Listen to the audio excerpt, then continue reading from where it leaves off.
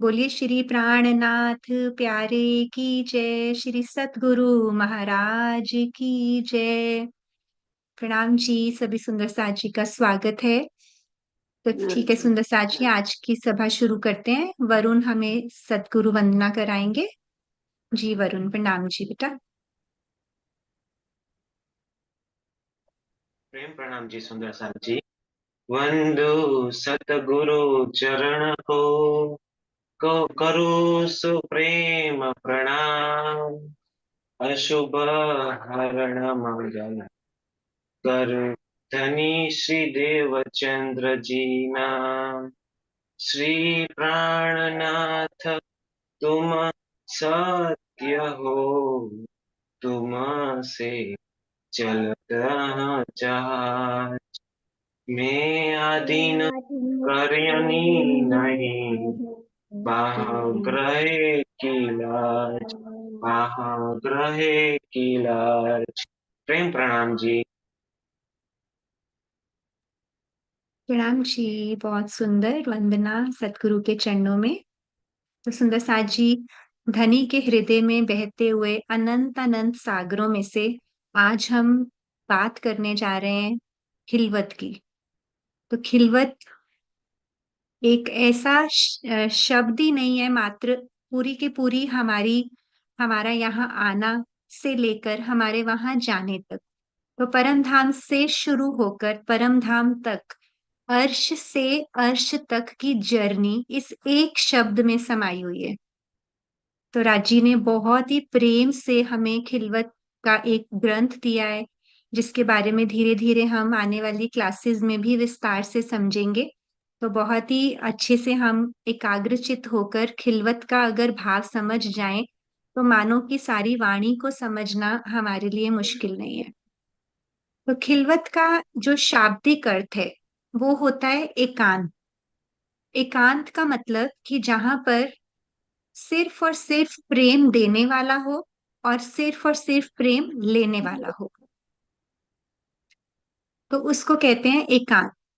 तो जैसे हम देखते हैं यहाँ पर भी, मानो हमें किसी से बहुत अटैचमेंट है, हम किसी से बहुत प्यार करते हैं। जैसे मुझे याद है कि मैं जब छोटी थी, तो मैं जब स्कूल से या कॉलेज से आती थी ना, तो हम जॉइंट फैमिली में रहते थे। तो मेरा दिल होता था कि मेरी मम्मी सिर्फ मुझे मिल जाए और मैं उनसे ढेर सारी बातें करूं। तो मैं क्या करती थी कि जब हमारे रिलेटिव्स बीच में आके उनसे कोई बात करना चाहते थे ना, मैं नाराज हो जाती थी उनसे। मैं कहती थी कि ये मेरा और मम्मी का मी टाइम है, बस मुझे मम्मी से बातें करनी है। तो आप सब लोग भी ऐसे किसी ना किसी से अपने दिल की सब बातें शेयर करते होगे ना, जिसमें आपका मन करता होगा कि मेरे बस को सब कुछ हट जाए बोलना है। और हम रह जाएं। बोल जाओ। आए जी, सुंदर सा जी म्यूट कर लीजिए। हम्म। तो सुंदर साथ जी, कहने का भाव ये है कि जब, अब ये तो है यहाँ माया का प्रेम, जिसमें हम कहते हैं कि हाँ, अब अखंड प्रेम की यहाँ बात हो रही है। एक वो दिव्य प्रेम, और प्रेम देने वाला कौन है यहाँ पर? अक्षरातीत धाम धनी, जिनके पास प्रेम के अलावा देने के लिए कुछ है ही नहीं है। प्रेम का स्वरूप ही राजी राजी श्यामा जी है। तो कहने का मतलब कि अब जब देने वाला और लेने वाला तैयार है, तो फिर आसपास बीच में तो कोई आएगा ही नहीं ना, आ सकता ही नहीं है। तो यही हमें खिलवत है हमारी, कि हमें एकांत में जो हम टाइम राजी के साथ स्पेंड करना चाहते हैं, तो वो हमारा हर पल भी हो सकता है, और पूरे दिन में से कुछ पल भी हो सकते हैं। लेकिन वो एकांत कहाँ है? कोई बताना चाहेगा कि वो एकांत कहाँ है, वो प्लेस कौन सी है?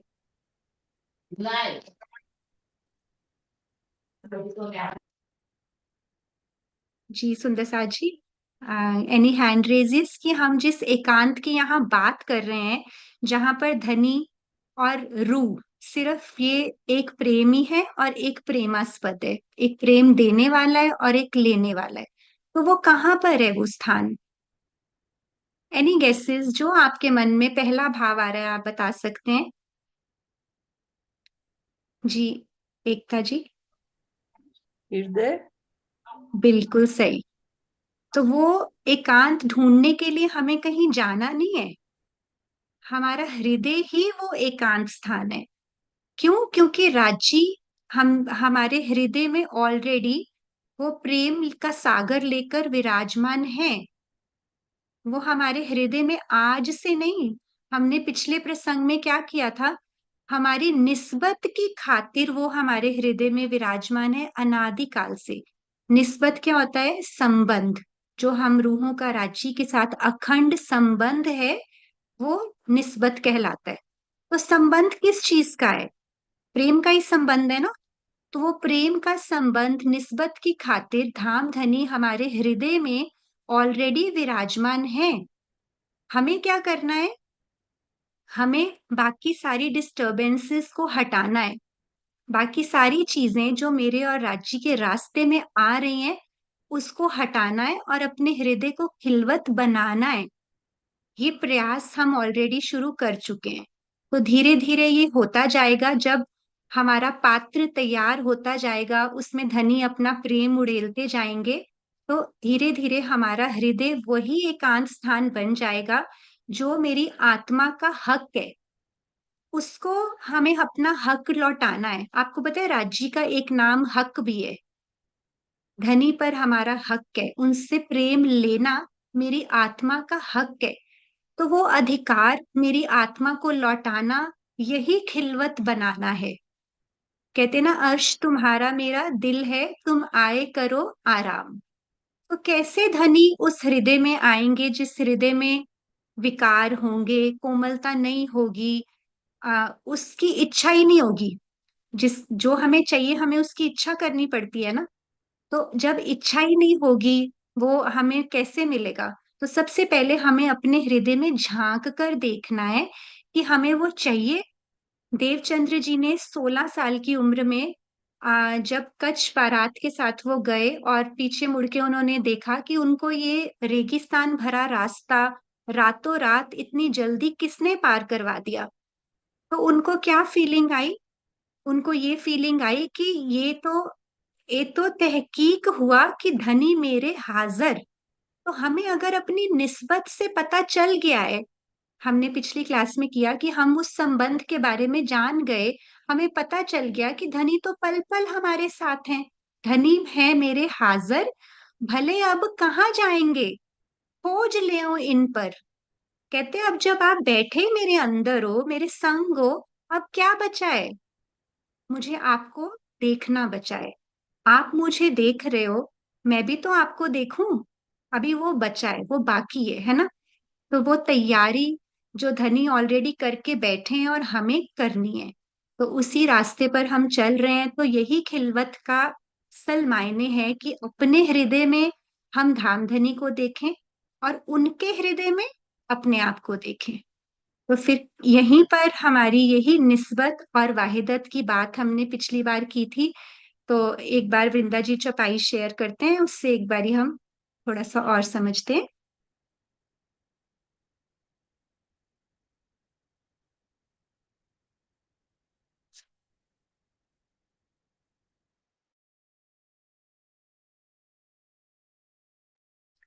जी सुंदर सा जी। तो हमने क्या किया था कि एक क्यों होए बिना निस्बतें, इत ही हुई वाहिदत। निस्बत वाहिदत एक है, तो क्यों जुदी कहिए खिलवत। अब जब धनी के हृदय से ये सब प्रेम की लहरें निकलकर हमारे हृदय तक पहुंच रही हैं, तो वो हमारी उनसे निस्बत है। निस्बत की खातिर वो हमारे हृदय में विराजमान है। अब उसी की खातिर हमारे अंदर जब वो विराजमान है, तो हमारी क्या है, उनसे एक दिली हो गई।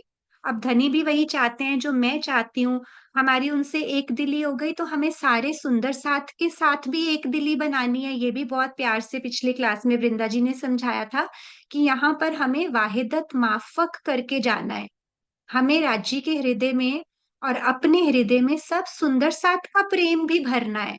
तो सोचो, हमें अपना हृदय कितना विशाल करना पड़ेगा, कितना कोमल करना पड़ेगा। क्यों? क्योंकि जब धनी आके विराजमान होंगे, तो अपना पूरा अर्श लेके आएंगे साथ में। पूरा परम धाम लेके आएंगे, उसकी निधियां लेके आएंगे, वो माधुर्यता लेके आएंगे। तो सब सागर जो धनी के हृदय में बह रहे हैं, उन्हें अपने हृदय तक आने देने के लिए हमें अपने आप को वैसा पात्र बनाना होगा। तो सुंदर साथ जी, यही मैं समझाने की कोशिश कर रही थी कि एक क्यों होए बिना निस्बतें इत ही हुई वाहिदत। तो जब हमें पता चल गया है कि हमारा संबंध रांची से है, हमारी वाहिदत है उनसे, एक दिली है, तो यही तो खिलवत है। ये एक दिली, ये इन दोनों के बीच में जो कड़ी है, निस्बत और वाहिदत के बीच की कड़ी क्या है? वो प्रेम जो राजी हमें पूरा देना चाहते हैं, जिसकी वजह से उन्होंने हमें यहाँ माया में भेजा है। और वो जुदा नहीं है हमसे, हम उनसे जुदा नहीं है, वो हमारे सहरग से नजदीक है, प्राण नली से भी नजदीक है। वो कैसे? क्योंकि हमारे हृदय में ही है, बस हमें मुड़ना है। हमें बस उनकी तरफ मुड़ना है और उनको देखना है। कहाँ देखना है? अपने हृदय में ही। तो जैसे जैसे धीरे धीरे हम उनके साथ समय बिताते जाएंगे, उनका शुक्रिया करेंगे, तो वो निस्बत और वाहिदत एक है, तो क्यों जुदी कहिए खिलवत। तो यही खिलवत यहीं पर है, हमें पल पल धनी को अपने हृदय में ही देखने का अनुभव करना है, जो हमारे लिए सिर्फ और सिर्फ ब्रह्म ज्ञान कर सकता है। ये ही ज्ञान है जो प्रेम में कन्वर्ट होता जाएगा। पहले ज्ञान हासिल करेंगे, धीरे धीरे इसी ज्ञान ने कन्वर्ट होना है। बहुत प्यारी एक चर्चा में सुंदर साथ ने बोला कि ये एक तरह से हमारा आई कार्ड है परम धाम जाने का। तो वहां एंट्री से पहले हमें पूछा जाएगा, क्यों? क्योंकि राजी ने कहा ले आओ प्यार, करो दीदार। तो उन्होंने पूछना आपके पास प्यार है तो आ जाओ। तो इतनी सी छोटी सी बात है, और हमें ऐसे लगता है पता नहीं हमें कब राजी मिलेंगे। तो बस थोड़ा सा प्रेम, थोड़ा सा धैर्य, और धनी हमसे दूर नहीं। यही खिलवत है। इसे बहुत अच्छे से विस्तार से और अच्छे से वृंदा जी समझाएंगी। प्रणाम जी वृंदा जी। प्रेम प्रणाम जी। सभी सुंदर साथ जी के चरणों में प्रेम प्रणाम जी। आज का विषय हमें चित्रा जी ने भी बता दिया बहुत अच्छे से, और हम सबने प्रोमो में भी देखा है कि आज का हमारा विषय क्या है। पिछली बार की भी बात बता दी कि हमने पिछली बार वाहिदत और दिव्य संबंध यानी हमारे निस्बत के बारे में जाना। अब आज हम जो खिलवत के बारे में जानते हैं, जिसे देखते हैं, तो खिलवत एक उर्दू शब्द है। ये सही शब्द जो है ना खिलवत, वो सही शब्द खलवत है। खलवत जिसका अर्थ है एकांत,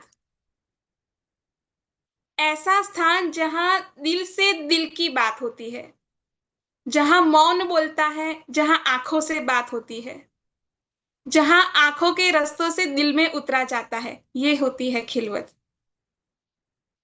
जैसे इस संसार में भी हम देखते हैं ना, कि जैसे कोई साधु है, सन्यासी है, वो एकांत में ध्यान करना ज्यादा पसंद करते हैं। यानी उन्हें भी वो खिलवत, वो एकांत चाहिए। क्यों एकांत? तो वो उस एकांत में बैठकर उस परम तत्व से, उस परमात्मा से अपना दिल जोड़ना चाहते हैं। तो हमारा जो परम धाम है, वो परम धाम पूरा खिलवत है, यानी राज्य का दिल है। या ये कह लीजिए धनी का दिल ही खिलवत है। परम धाम पूरा खिलवत है, तो धनी का दिल ही खिलवत है। हमारी कुलजम वाणी में खिलवत एक पूरा ग्रंथ, एक किताब है। मूल मिलावे को भी हम खिलवत कहते हैं, खिलवत खाना कहते हैं। अब ऐसा नहीं है कि सिर्फ मूल मिलावा ही खिलवत है। जिस जगह जहां भी राज्य के साथ हम एकांत में वो वो सुख ले सके, वो बातें कर सकते, वो सारी जगह हमारे लिए खिलवत है। यानी आप फूल बाग में भी जाए और धनी के साथ बैठे हैं, तो वो भी हमारी खिलवत ही है। बस राज्य और हम, और दिल की गुफ्तगू और मीठी बातें, इससे बढ़कर और कुछ नहीं। खिलवत यानी उस दिव्य प्रेममय एकांत को जो हमने जाना, और उस एकांत में जानकर उसमें अंदर तक जाना। यानी एक है हमने जो इलम से जाना, और फिर उसको जानकर फिर उस एकांत को अनुभव करना, उसका सुख लेना। और जब इस एकांत में जाना होता है ना, तब हमें हमारी मैं जो है, मैं खुद ही उसको हटाना पड़ता है। जो खिलवत ग्रंथ है उसमें भी पहले के प्रकरणों में हमें यही सिखाया गया है कि हमें वो मैं खुद ही हटानी पड़ेगी। बिना मैं को हटाए हम उस खिलवत में प्रवेश नहीं कर सकते। मैं खुद यानी वो अहंकार जो हमारा अस्तित्व है उसे हमें हटाना पड़ेगा। इसके लिए बीतक बहुत सुंदर हमें एक प्रसंग देती है कि जिसमें हमने बीतक में ठट्ठा नगर के चिंतामणि जी का प्रसंग सब जानते ही है, सबने पढ़ा भी होगा बीतक में या सुना भी होगा। पूरा प्रसंग की बात यहाँ नहीं करते, जो खास उसमें जो इस बात को हमें बता रहे हैं उस प्रसंग को देखते हैं कि जब चिंतामणि जी श्री जी के चरणों में आ गए और चरणों में आकर जब चर्चा होती तो भरी चर्चा में श्री जी कुछ ना कुछ खंडनी कर देते। तब खंडनी करते तो चिंतामणि जी ने श्री जी से कहा, क्या कहा कि एकांत मोसो कहो। धनी आपको जो कहना है वो कहो, पर कैसे कहो? एकांत में। जानो तैसी खंडनी, आप जैसी चाहे ऐसी खंडनी मेरी कर लीजिए, पर मेरे सेवकों में शर्म राखो जान अपनी। पर मेरी थोड़ी सेवक जो हम मेरे जो उनके फॉलोवर्स थे चिंतामणि जी के, उनके शिष्य भी बैठते थे चर्चा में, तो वो कहते कि उनके सामने मेरी थोड़ी शर्म रखिए, यानी मेरी खंडनी आपको करनी है वैसी करिए, पर एकांत। ये जो पहला चरण है ना, वो ही हमें बहुत कुछ सिखा रहा है। एकांत मोसे कहो, आप जो कहे वो एकांत में कहिए। देखिए खिलवत का अर्थ ही एकांत है। चिंतामणि जी एकांत में जाना चाह रहे हैं, पर वो एकांत मैं खुदी के साथ है। उस मैं खुदी के साथ वो जो खिलवत जो असल है राज्य के साथ बातें करने की, उस खिलवत में नहीं जाया जा सकता। तो धनी चाह, पर धनी का दिल क्या है? एकांत दोनों चाहते हैं। धनी भी, राज्य भी यही चाहते हैं कि आप मुझे एकांत में मिलो, और चिंतामणि जी यही चाहते हैं कि मुझे एकांत चाहिए, पर दोनों के एकांत में फर्क है। धनी की तरफ से जो एकांत है, उस एकांत में बस मैं और तू होने चाहिए, यानी हम होने चाहिए। और जो चिंतामणि जी की तरफ से एकांत की इच्छा की जा रही है, उसमें वो अपना अहंकार लेकर खड़े हैं। अब उस अहंकार को लेकर वो धनी के दिल रूपी एकांत में नहीं जाया जा सकता। तो धनी कहते हैं, अच्छा ठीक है, मैं ऐसे खन्नी नहीं करूंगा। उसके बाद तो जो प्रकरण उतरते हैं, सुनो रे सत के बंजारे, वो सारे प्रसंग हम जानते हैं सुंदर साथ जी। वो प्रसंग जानने के बाद, यानी कि वो कीर्तन जब चिंतामणि जी ने पढ़े, तब उनकी ये जो अहंकार रूपी मैं थी ना, मैं खुद ही, वो भी हट गई। उन्होंने सबके सामने जिस भरी चर्चा में खंडनी की जाती थी, उसको ना कहने की बात बोली। उसी भरी चर्चा में चिंतामणि जी ने सबके सामने खड़े होकर कहा कि मारो काले कुत्ते को, इस अहंकार को हटाया। जब वो अहंकार उनका हटा, तब वो ये असल जो एकांत है खिलवत, उसका सुख ले पाए। तो हमें भी अगर उस एकांत में जाना है, धनी के साथ वो सुख लेना है, वो आनंद पाना है, तो हमें भी हमारी मैं खुद ही हटानी पड़ेगी। एक चौपाई आपकी स्क्रीन ऊपर दिखेगी सुंदर सा जी, उसे देखिएगा।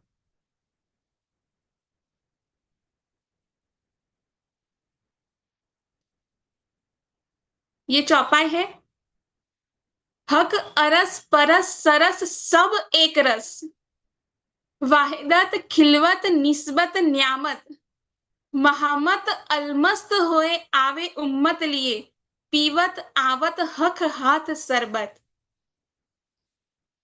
इसमें सारा जो हमने आगे देखा वो सारी बात आ गई सुंदर साथ जी। और अभी जो प्रसंग देख रहे हैं, यानी जो शब्द हम समझ रहे हैं, वो भी आ गए।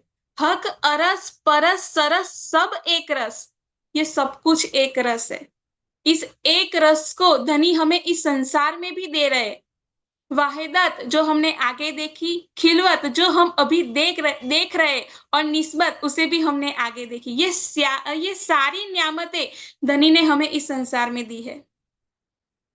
और महामती जी खुद अलमस्त होके, दीवाने होकर मस्ती में इस रस को पी रहे, और हमें भी पिला रहे हैं। और कैसे धनी ने ये रस बस ऐसे ही नहीं पिलाया है, अपने हाथों से हक हाथ शरबत। ये चरण अपने आप में इतना सुंदर है कि इससे नजरें भी ना हटे और दिल भी ना हटे। तो इसी तरह से एक रस हुआ जाता है धनी के साथ, हक के साथ अरस परस और सरस हुआ जाता है। तो ये जो खिलवत है, इसी खिलवत का सुख धनी हमें दे रहे हैं। परम धाम में तो मूल मिलावे में बैठकर हम वो सुख ले ही रहे, पर इस संसार में भी हमें ये सुख लेना है। बस हमें यही एकांत पाना है। एकांत का अर्थ खामोशी नहीं है कि उसमें कोई खामोशी नहीं होती है। एकांत में तो आनंद है, मजे है, मस्ती है। बस यही हमें कमानी है। अगर हमारी कमाई में हमने बैंक बैलेंस चाहे कितना भी हो, पर हमारे दिल के बैलेंस में अगर ये एकांत नहीं है, ये खिलवत नहीं है, तो हम बहुत बड़े गरीब है। यूं तो यूं तो मोहब्बत में कुर्बत, कुर्बत का अर्थ होता है नजदीकी। यूं तो मोहब्बत में कुर्बत कुर्बत बड़ी होगी, पर दिल में अगर पूछो तो कमानी खिलवत होगी हमें। माया बहुत बड़ी भारी है, और भारी इससे ज्यादा भी होगी और देखनी भी पड़ेगी। पर अगर हमारे दिल की कमाई ये खलवत नहीं होगी, तो हमने कुछ नहीं पाया। एक बहुत सुंदर लाइन है, भरे शहर में मेले बहुत है, इस संसार में बहुत मेले हैं, उसमें ही हमें रहना पड़ेगा। तो इस शहर में मेले में क्यों न हो, पर दिल में हमारे खिलवत होनी चाहिए। चाहे हम संसार में कहीं से भी घिरे हुए हो, किसी काम से घिरे हो, लेकिन हमारे दिल में ये एकांत होनी चाहिए। इसी को वाणी में कहा है, जल में रहिए कोरे रहिए। यानी पानी में रहकर भी हमें सूखा रहना है, कीचड़ में रहकर भी कमलवत उस कमल की तरह रहना है। यानी हमें माया छोड़कर, काम धंधा पढ़ाई नौकरी छोड़कर ही हम खिलवत को पा सकते हैं, ऐसा नहीं है। इन सबके अंदर रहकर भी इन सबसे हम न्यारे रहकर इसको पाए। यानी हम माया में हो, पर माया हमारे अंदर नहीं होनी चाहिए। हमारे आसपास कितनी ही माया क्यों ना हो, हम कितनी ही माया के घेरे में क्यों ना हो, पर हमारे दिल के अंदर वो माया नहीं होनी चाहिए। एक और बहुत सुंदर लाइन है कि जब धनी से मिलना हो ना, तो ये हो कि हम भरे शहर की खिलवत में मिले हैं तुझसे। इतने सारे घेरे में घिरे हुए थे, पर तुझसे तो हम खिलवत में मिले, यानी उस एकांत में मिले हैं, उस एकांत के सुख लिए हैं धनी। खिलवत यानी खलवत ये बहुत ही बड़ा सागर है। इसमें जितना डूबेंगे उतने अनमोल मोती हमारे हाथ लगेंगे। बस देर डूबने की है, अगर डूबना आ गया तो वो मोती भी हम पालेंगे। खिलवत के गहरे रस आनंद सागर में गोता निस्बत, यानी हम रूहें ही लगा सकती है, हमारे अलावा कोई नहीं ये सुख ले सकता है। आपकी स्क्रीन पर एक और इमेज देखिएगा सुंदर साथ जी।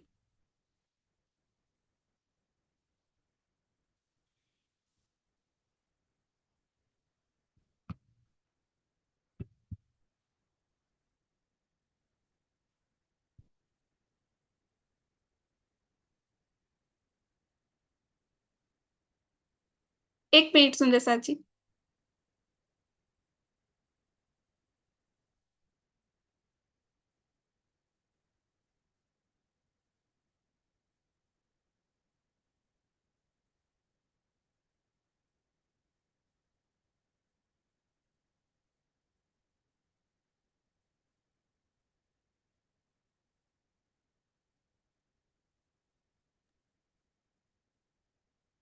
क्या स्क्रीन दिख रही है? नहीं, हाँ अभी जी, नहीं एक शेयर हुआ। हाँ एक ही जी, मिनट। कोई बात नहीं। कोई बात नहीं, तब तक हमने आपने जो कुछ बोला है हम उसको अपने हृदय में ग्रहण करने की कोशिश करें। बहुत सारा था, थोड़े से में बहुत सारा था।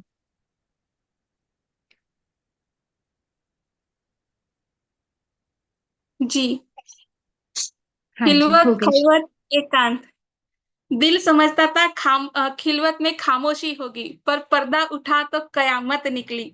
सच में रांची का दिल वो मूल मिलावा जो है, इसमें खामोशी न समझिए एकांत का अर्थ।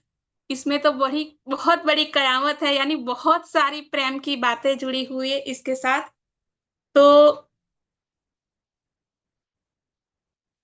यही बातें जो खिलवत की है, ये खिलवत सच में बहुत आनंददायी है। इसका जो आनंद है ना सुंदर सा जी, वो आप पाएंगे ना, तभी उसका मूल्य हम समझ पाएंगे। ये खिलवत पाने के लिए चितवन से भी हमें जुड़ना होगा, और वाणी मंथन से भी जुड़ना होगा। ये खिलवत किसी के कहने से आपको नहीं मिल सकती है। ये खिलवत कुछ भी, कितना भी हम सुन ले उससे नहीं, ये अपने स्व से मिलने वाली है। ये अपने दिल का आनंद है। ये हमारी निज यात्रा है। ये निज यात्रा में हमें वो निजानंद पाना है, और वो निजानंद हम तभी पाएंगे जब ये खिलवत का सुख लेंगे। ये खिलवत इतनी प्यारी है, ये रांची के दिल के इतने गहरे सागर के समान है। उस गहरे सागर में हम जितना डूबेंगे ना, उतना सुख, उतना आनंद पाएंगे। तो हर पल, पूरे दिन में हमारे पास 24 घंटे हैं। 24 से 24 घंटे में हमारा तन शायद कुछ भी करता रहे, पर हमारा दिल इस एकांत में डूबा रहना चाहिए, यानी राज्य के साथ बातें करते रहना चाहिए। अगर दिल राज्य के साथ उस एकांत में नहीं डूबा है, इस खिलवत से नहीं जुड़ा हुआ है, तो पूरे दिन में हमने कुछ भी कर लिया, वो सब कुछ कोई मायने नहीं रखता है। अगर दिल इस सुख को नहीं ले रहा है, तो कुछ भी हो जाए, हम इस खिलवत के सुखों से, इस आनंद से कभी दूर ना हो। पूरे दिन में एक पल तो ऐसा हो कि जब हम धनी के साथ बैठे और इस एकांत में धनी के साथ वो गुफ्तगू करे, वो इश्क की बातें करे। अगर हम अपने आप वो बातें नहीं कर पा रहे, तो इस खिलवत में बैठकर, यानी मूल मिलावे में बैठकर, हमने धनी के साथ बहुत सारी बातें की थी यहाँ आने से पहले, उन बातों को भी तो याद करें कि खिलवत में मैंने धनी से क्या बातें की थी, क्या वादे किए थे, धनी ने मुझसे क्या कहा था। वो कहने वाले हम ही है कि वले न भूले हम, कुछ भी हो जाए हम इस खिलवत को, इस एकांत को नहीं भूलेंगे। पर आज हमारी ये हालत है कि हम सब कुछ भूल गए हैं, हम उस खिलवत को ही भूल गए हैं। तो इस खिलवत को फिर से याद करें, और इस खिलवत के सुखों को हम लेते रहे। इस सुखों के सामने दुनिया के सारे सुख बेकार है, बेमोल है, कुछ भी मोल नहीं है उनका। पर ये सुख हमने पा लिए ना सुंदर साची, तो धन धन है। तो इस सुखों को बस लेते रहे। आप सभी सुंदर साची के चरणों में प्रेम प्रणाम जी। आगे हम, हमारे साथ अशोक जी जुड़े हुए हैं, तो इसके बारे में और हमें बताएंगे। प्रणाम जी।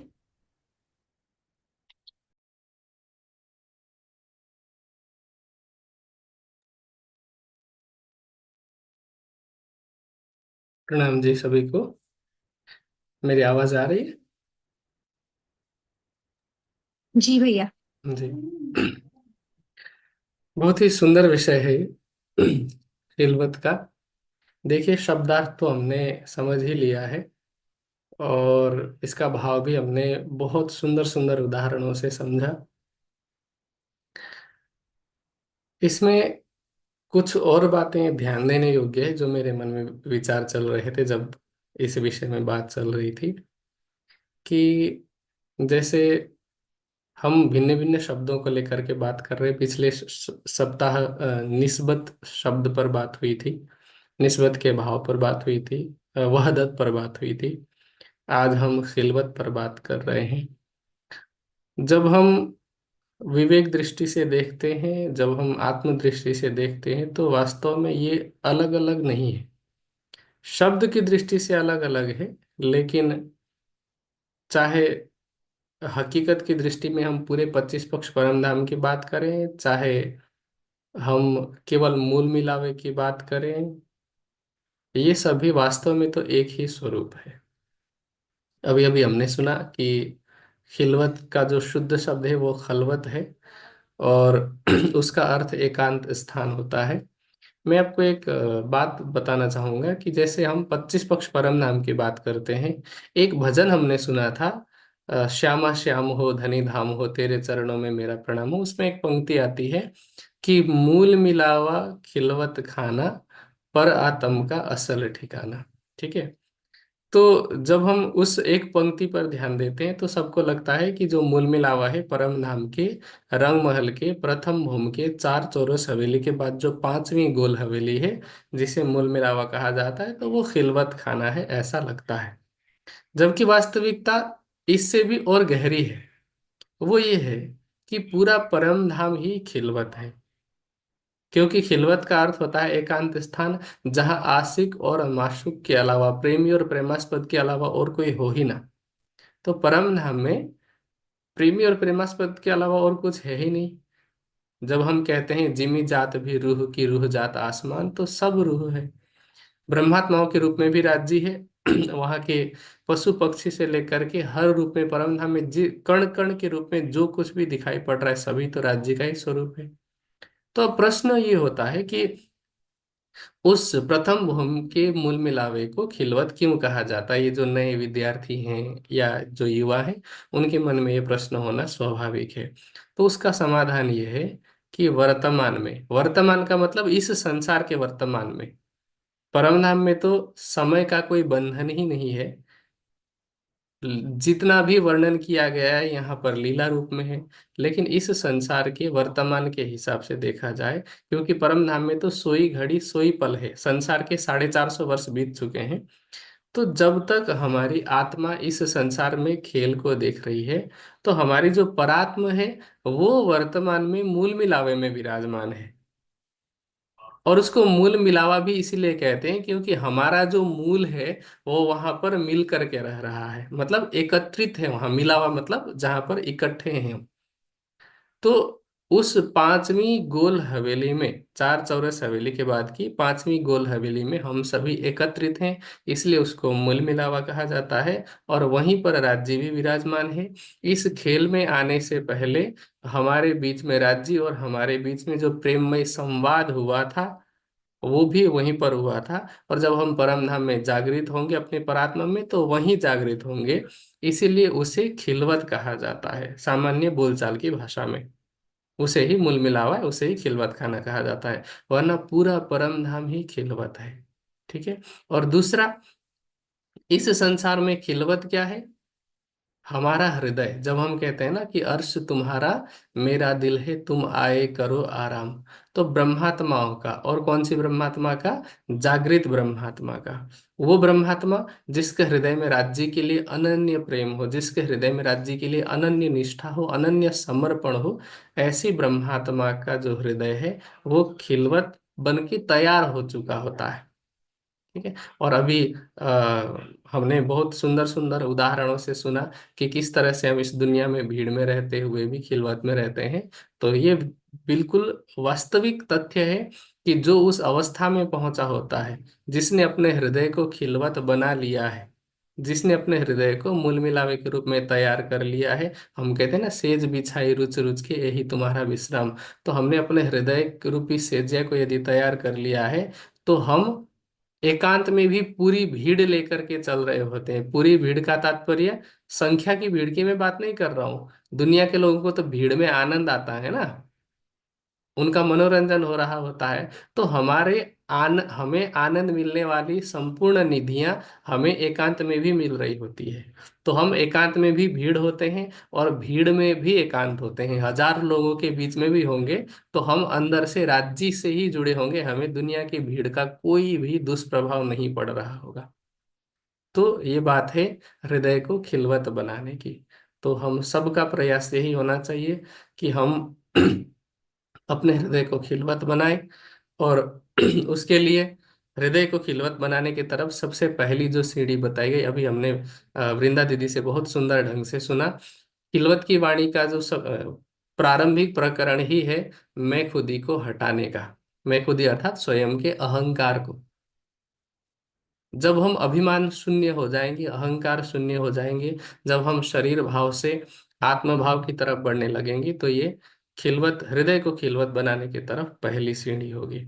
तो हम सब इस पथ पर चलने का प्रयास करें। और उसके लिए जब भी हमें समय मिले, पहले तो ब्रह्मवाणी का पठन पाठन किया करें। और पढ़ें तो ऐसे ना पढ़ें कि हम सिलेबस पूरा कर रहे हैं। इस तरह से पढ़ें कि जब हम वाणी लेकर के बैठे ना, तो आप समझे कि जिस कमरे में आप बैठे हैं वो आपका खिलवत है।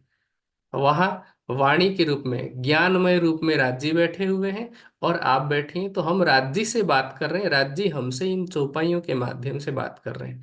उस तरह से जब हम बैठेंगे उस भाव के, उस प्रेम के साथ, तो निरंतर जब हम करते रहेंगे, तो हमारा हृदय एक समय के बाद में पूर्ण रूप से खिलवत के हिसाब से तैयार होगा, खिलवत के रूप में तैयार होगा।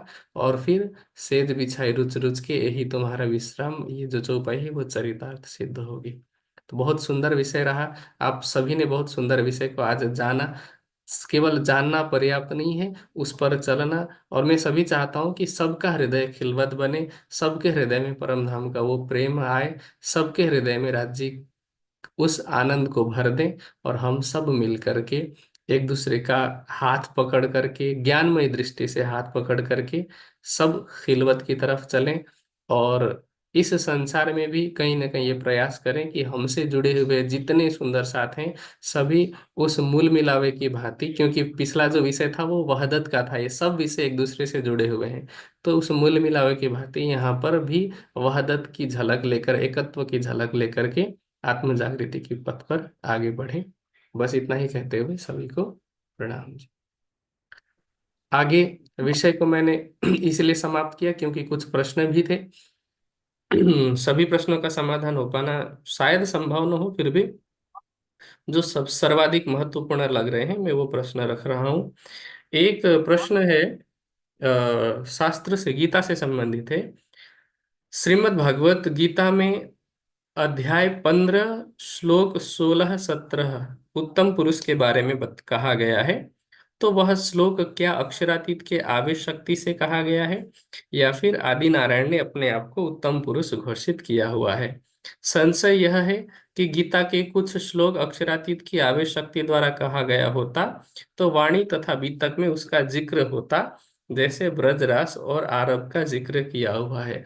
जिस किसी सुंदर साथ का भी ये प्रश्न है, ये प्रश्न बहुत चिंतन करने के बाद ही उत्पन्न होता है। सबसे पहले तो मैं प्रश्नकर्ता को ही धन्यवाद देना चाहता हूँ कि सुंदर साथ में इस तरह की चिंतन की प्रवृत्ति बढ़ रही है।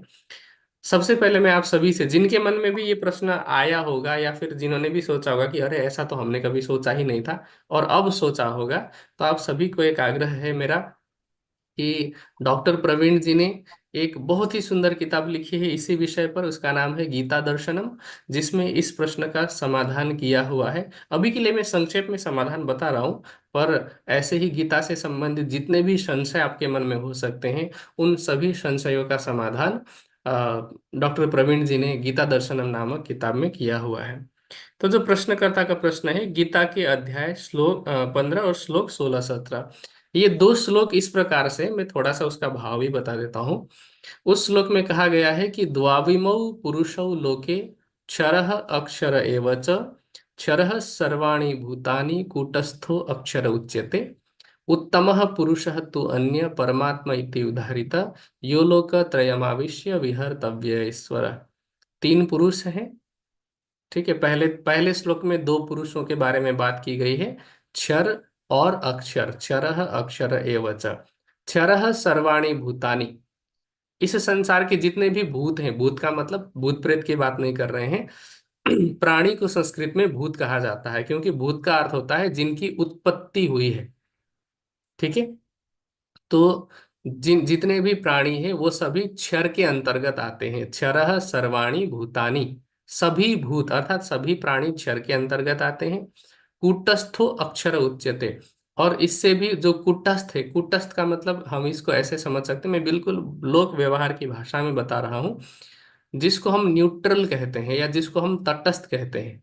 जैसे इलेक्ट्रॉन प्रोटॉन और न्यूट्रॉन होते हैं ना, तो इलेक्ट्रॉन और प्रोटॉन जो है वो माइनस और प्लस का काम करते हैं, या दोनों में जो एनर्जी होती है वो माइनस और प्लस की होती है। न्यूट्रॉन जो होती है वो प्लस भी नहीं होता माइनस भी नहीं होता, उसको न्यूट्रल कह सकते हैं। इसी तरह से मैं इसको सरल भाषा में सुंदर साथ के समझने के लिए, शास्त्रीय भाषा ऐसी नहीं होती है, लेकिन क्योंकि मैं शास्त्र की भाषा बोलने लग जाऊंगा तो सुंदर साथ को समझने में कठिनाई होगी, तो मैं बिल्कुल सरल भाषा में कह देता हूँ कि जैसे अक्षरातीत है, अक्षर है और क्षर है। अक्षरातीत आनंद की लीला है, ठीक है, सच्चिदानंद है ना, तो आनंद की लीला है, तो उसको हम प्लस में रखते हैं अभी, ठीक है। क्षर की जो लीला है वो दुख की लीला है, उसको हम माइनस मानते हैं। जो अक्षर की लीला है उसको हम कूटस्थ कह रहे हैं। कूटस्थ इसलिए क्योंकि जैसे जो न्यूट्रल होता है, गाड़ी में न्यूट्रल गियर की बात करते हैं, एक होता है फ्रंट गियर्स, ठीक है, चार पांच कुछ कुछ होते हैं अलग अलग गाड़ियों में, एक होता है रिवर्स गियर, और फिर एक तो होता है न्यूट्रल अवस्था। न्यूट्रल अवस्था में क्या होता है, जिधर भी ढलान होगी उस तरफ गाड़ी बह जाएगी, है ना। अगर आगे की तरफ ढलान होगी तो गाड़ी आगे जाएगी, पीछे की तरफ ढलान होगी तो गाड़ी पीछे आएगी। ऐसा मैं बिल्कुल सरल उदाहरण दे रहा हूँ। तो जो अक्षर हैं, अक्षर कूटस्थ है क्योंकि वो न तो डायरेक्टली इस दुख के खेल में इन्वॉल्व है, न परम धाम की आनंद की लीला में इन्वॉल्व है। आनंद की लीला में इन्वॉल्व इस तरह से है कि वो आनंद प्राप्त करने के लिए राज्य का दर्शन करने के लिए जाते हैं। हम कहते हैं ना, तीजी बम की जो पाठशाला, उसमें अक्षर ब्रह्म प्रतिदिन दर्शन के लिए जा रहे हैं क्योंकि वो आनंद के लिए जा रहे हैं। और दूसरा, सत्ता की लीला में, जो दुख की लीला है, उसमें कैसे इन्वॉल्व है, कोटि ब्रह्मांड नजरों में आवे, खिन में देख के पल में उड़ावे। तो मैंने वाणी की शैली में समझाया है। तो इस तरह से क्षर जो है वो नारायण है, और नारायण से उत्पन्न जितने भी प्राणी हैं वो क्षर के अंतर्गत हैं। और कूटस्थ जिनको कहा गया है वो अक्षर ब्रह्म है, जो कि राज्य के सत्य का स्वरूप है। और फिर दूसरा जो श्लोक है, 17वां श्लोक, 15वें अध्याय का 17वां श्लोक, उसमें क्या कहा है, उत्तम पुरुष तो अन्य परमात्मा इति उदाहरित। जो उत्तम पुरुष है वो अन्य है, अर्थात इन दोनों से परे है, जो कि परमात्मा है। ठीक है, परमात्मा मतलब राज्य, तो उत्तम पुरुष राज्य, ठीक है। और कुटस्थ जो है वो अक्षर ब्रह्म, और तीसरा है जिसको पहला कह सकते हैं, हम इधर से ऊपर की तरफ जाएंगे तो पहला क्षर ब्रह्म। तो इस तरह से उस श्लोक में क्षर, अक्षर और अक्षरातीत के बारे में बताया है। अब आगे प्रश्न ये है कि क्या यह श्लोक अक्षरातीत के आवेश शक्ति ने कहा है, या फिर आदि नारायण ने अपने आप को उत्तम पुरुष घोषित किया। ऐसा नहीं है, न तो आदि नारायण ने अपने आप को उत्तम पुरुष घोषित किया है, क्योंकि इसमें ऐसा कहीं भी नहीं कहा है कि मैं उत्तम पुरुष हूँ। तो आदि नारायण ने भी अपने आप को उत्तम पुरुष घोषित नहीं किया है, और न ही ये बात अक्षरातीत के आवेश ने कही। ये बात जोश ने कही है। जोश का अर्थ है जिसको हम क्रिया शक्ति कहते हैं ना, ब्रह्म की ज्ञान शक्ति और क्रिया शक्ति की बात करते हैं। कतिप परंपरा में ज्ञान शक्ति को असराफिल कहा गया है, क्रिया शक्ति को जिब्रिल कहा गया है। तो ये जो ज्ञान है, जिसको हम वाणी में, बोलचाल की भाषा में जब्राइल कहते हैं ना, तो उस जोश की शक्ति के द्वारा कहलाया गया है। ये एक नॉर्मल स्टेटमेंट है, अपने लिए ये नहीं कहा गया है कि मैं उत्तम पुरुष अक्षरातीत हूँ। ये केवल स्टेटमेंट दिया गया है कि तीन पुरुष हैं, क्षर, अक्षर और अक्षरातीत, जिसमें से क्षर ये है, अक्षर ये है, और उत्तम पुरुष अक्षरातीत है। ठीक है, क्योंकि आवेश शक्ति से तो केवल वाणी ही अवतरित हुई है।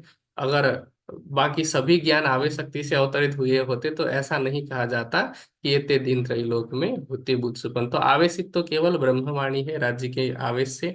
इस संसार में जितने भी धर्म ग्रंथों में निशानियां लिखी गई है, वे सभी निशानियां राज्य के जोश के द्वारा लिखी गई है, कहीं कहीं छिटपुट रूप में।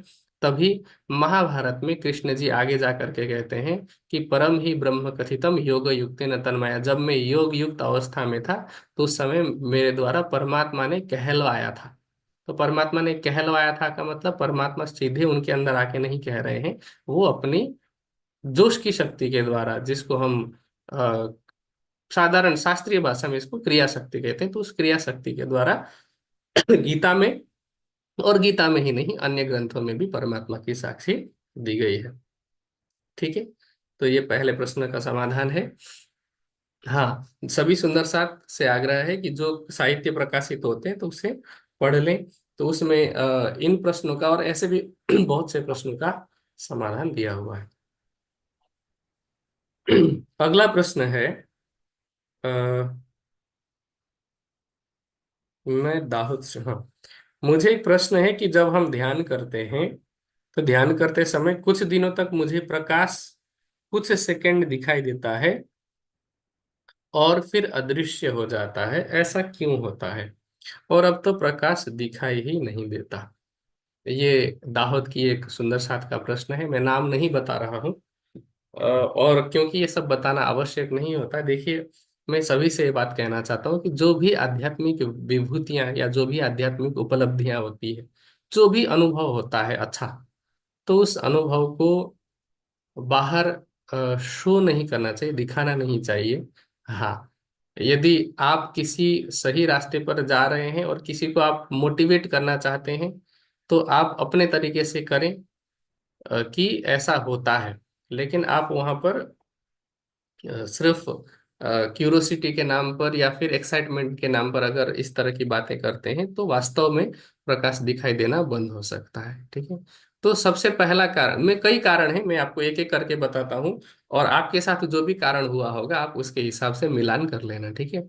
सबसे पहला कारण यह है कि जब हम प्रारंभिक अवस्था में होते हैं और मन सतोगुण की अवस्था में जा रहा होता है, प्रकाश भिन्न भिन्न प्रकार के होते हैं। जैसे आपके घर में भी बल्ब जल रहे होंगे, तो हो सकता है कि एक ही कंपनी के दो अलग अलग बल्ब भी लगाएंगे तो दोनों के प्रकाश का जो रंग है वो थोड़ा भिन्न भिन्न दिखेगा आपको। ठीक है। तो प्रकाश भी भिन्न भिन्न होते हैं। जब आप ध्यान में बैठने लगते हैं, यदि आपको मन के स्वरूप का भी दर्शन होगा, मन के स्वरूप का, वो भी प्रकाश स्वरूप है। ठीक है। बुद्धि को भी यदि आप देखते हैं वो भी प्रकाश स्वरूप है। जब आपको जीव के स्वरूप का दर्शन होता है वो भी प्रकाश स्वरूप है। आपकी आत्मा तो है ही, और राज्य भी दिव्य प्रकाशमान स्वरूप है, दिव्य। ठीक है। तो भिन्न भिन्न प्रकार के प्रकाश का दर्शन होता है। अब इसमें जब मन सात्विक अवस्था में होता है, सतोगुणी अवस्था में होता है, तो हमारे अंदर का जो सतोगुण ही वो प्रकाश के रूप में दिखाई पड़ रहा होता है। अब कभी कभी हम क्या करते हैं कि एक्साइटमेंट में आकर के, और विशेष रूप से देखिए, कोई भी बुरा मत मानना, मैं चाहता हूं कि आप सभी आगे बढ़ें इसलिए मैं बता रहा हूं। कई बार क्या होता है कि हम एक्साइटमेंट में आकर के, मतलब हमें थोड़ी खुशी होती है, तो हम किसी के सामने बता देते हैं कि मेरे साथ ऐसा हुआ है, तो वो होना बंद हो जाता है। क्योंकि जैसे ही हम कहते हैं ना, तो हमारे अंदर की जो अहंकार की सूक्ष्म ग्रंथि होती है वो विकसित होती है। हमें पता नहीं चल रहा होता है, हमें लग रहा होता है कि नहीं, हमने तो ईगो के लिए, हमें हमने सेल्फ सेटिस्फिकेशन के लिए, हमने अहंकार के लिए नहीं कहा है, हमने तो ऐसे ही कहा था। पर कहीं ना कहीं ये विकसित हो रहा होता है। इसीलिए मैं मुझसे कल सुबह ही एक सुंदर साथ ने इसी प्रकार का प्रश्न पूछा था चलते चलते। तो वाणी की एक बहुत सुंदर चौपाई मुझे याद आई, मैंने उनको कही, आप भी याद रखना। वाणी में राज्य कहते हैं कि मीठा गुझ मासूक का, कभू आशिक कहे न कोय, पड़ोसी पढ़ न सुन सके, यो आशिक छिपी रोए। जो भी राज्य का थोड़ा सा भी अनुभव होता है ना, मीठा, मीठा का तात्पर्य है मधुर, आनंददायक। तो जो भी आनंददायक ऐसे अवसर होते हैं या अनुभव होते हैं, तो उनको प्रेमी, आशिक जो है वो कभी भी किसी के सामने नहीं कहता है। और यदि उसे दुख भी हो रहा होता है ना, यदि उसे राज्य के न मिलने का दुख भी हो रहा होता है, तो वो भी पड़ोसी को भी नहीं सुनाता, वो चुप चुप करके रोता है।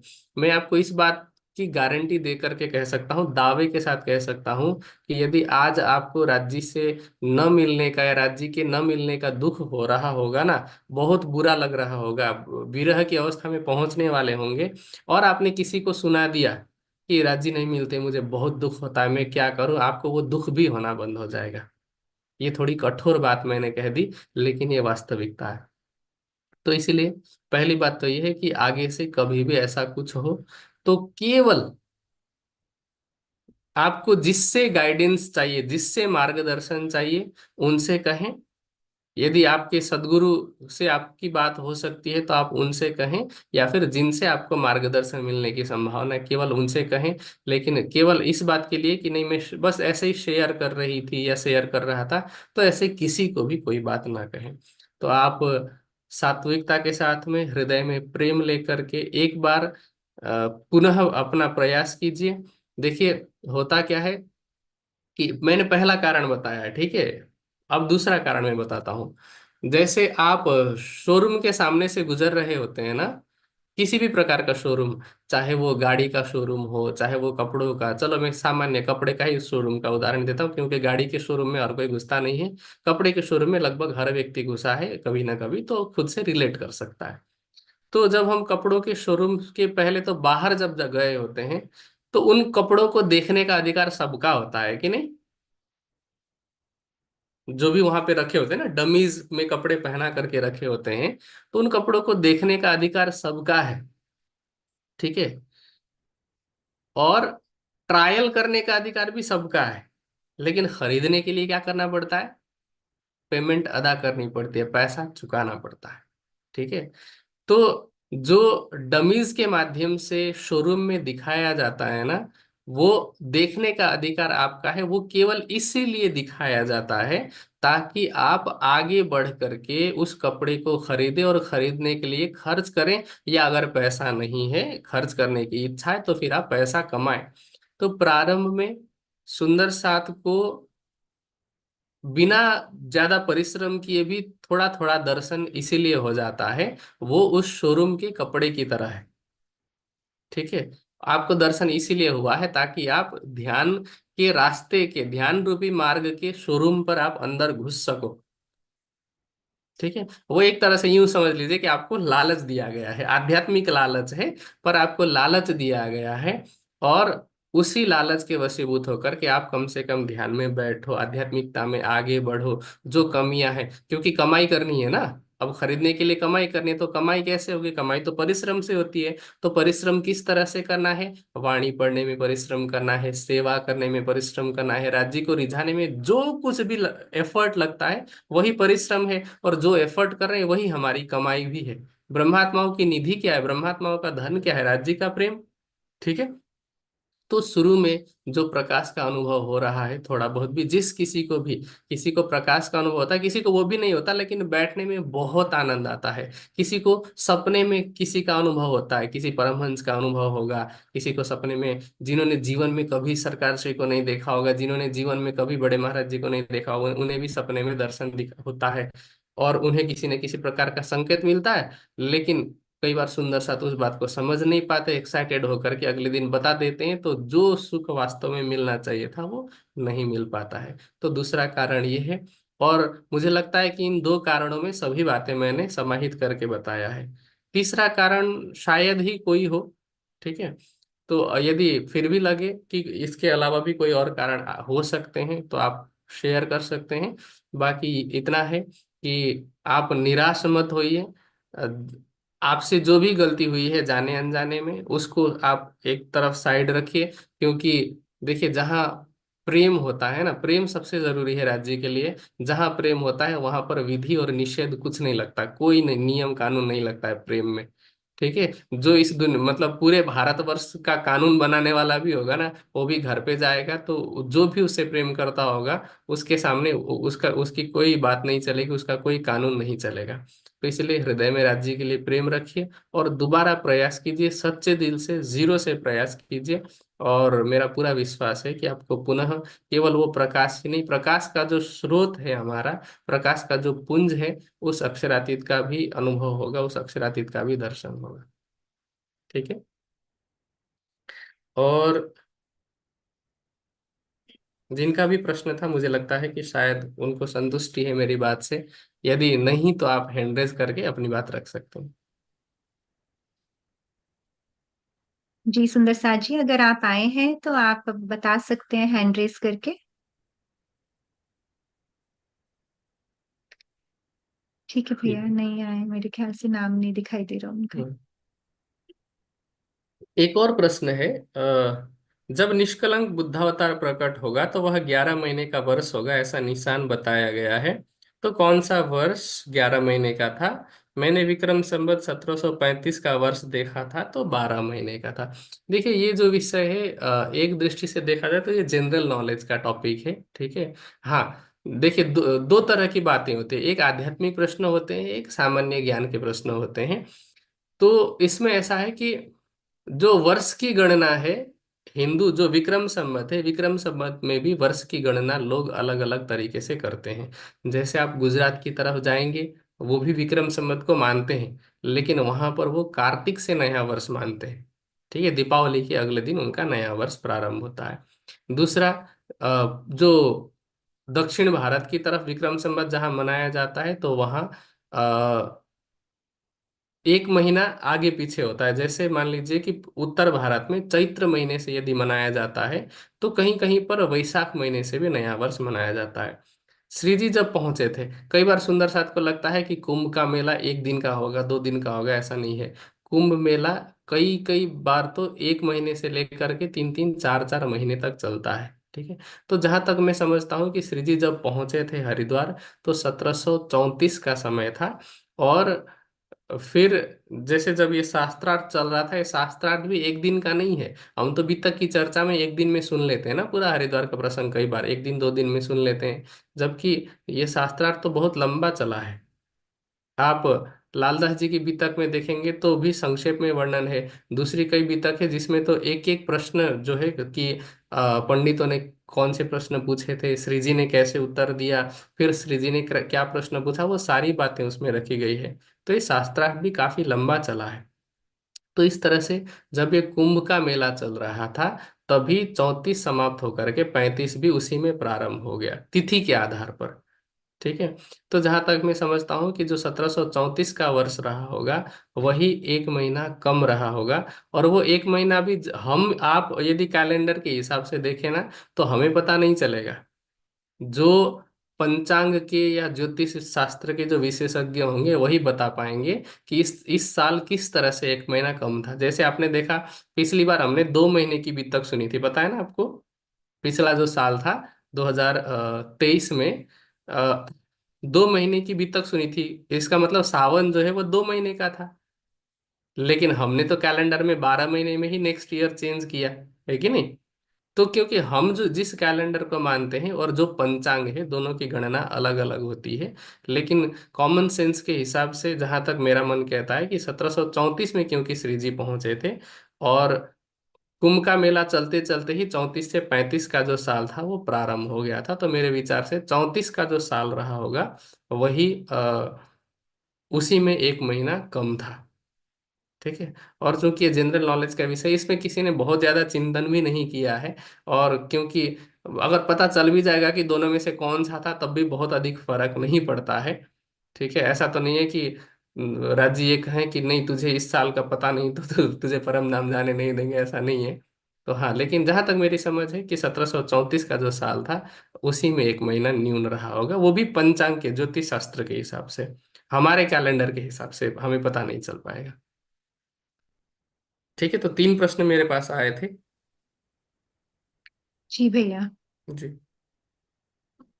आपके चरणों में बहुत बहुत प्रणाम जी। मेरे ख्याल से हम्म। संशय निवारण हो गया होगा उन सुंदर साथ जी का जिनके प्रश्न थे। और जिनके नहीं भी प्रश्न थे, हो सकता है उनको और उत्तर मिल गए हों जो हमारे अंदर छिपे होते हैं। इन प्रश्नों के द्वारा उनका भी समाधान हो जाता है। तो किसी को आज के सेशन से रिलेटेड या अनरिलेटेड कुछ भी पूछना है तो हैंड रेज कर सकते हैं सुंदर साथ जी। कभी कोई इंस्टेंट प्रश्न भी आ सकता है, नहीं तो आप अगले शनिवार के लिए हमें पर्सनल पर भेज दीजिए और हम यहाँ पर रख सकते हैं उन प्रश्नों को। आपके पास हम सबके एडमिन्स के नंबर हैं, किसी के साथ भी आप शेयर कर सकते हैं ग्रुप्स में। तो ठीक है, अगर नहीं है किसी का कोई सवाल तो आगे बढ़ते हैं। कुसुंदर साथ जी, SPGIN का व्हाट्सएप चैनल है, आप उसको भी ज्वाइन कीजिए, वहां पर सारे कार्यक्रमों की सूचना आती है। वृंदा जी, एक बार आप शेयर कर दीजिए। वैसे मैंने ये ग्रुप में डाल दिया है, मैं फिर से डाल दूंगी। thiswhatsapp.com के नाम से ये चैनल है, मैं इसका लिंक डाल दूंगी। उससे आप डायरेक्टली व्हाट्सएप पे चैनल में ज्वाइन हो जाएंगे। और हमारे ई गुरुकुलम का यूट्यूब चैनल, उसको भी ज्यादा से ज्यादा शेयर कीजिए, सब्सक्राइब कीजिए। उसमें सारी वीडियोस हम अपलोड करते हैं, अगर आपकी कोई मिस हो गई है आप उसमें जाके देख सकते हैं। तो सभी से निवेदन है कि खूब शेयर कीजिए इस सुख त्यों ब्रह्म सृष्टि को। तो मैं अंगना नार, तो जो सुख हम यहाँ ले रहे हैं, धनी के हृदय से बहता हुआ रस, हमें वो बांटने के लिए भी धनी की मेहर से ही हमें आगे बढ़ाना है उसको। और ये जागने के कार्य में अपना छोटा सा योगदान देना है। प्रणाम जी, सभी सुंदर साथ जी के चरणों में प्रेम प्रणाम जी। चलिए जयकारा लगाते हैं गीतू जी, उसके बाद आप ऑफ कर दीजिएगा चाहे। बोलिए श्री प्राणनाथ प्यारे की जय, श्री सतगुरु महाराज की जय, पन्ना धाम की जय।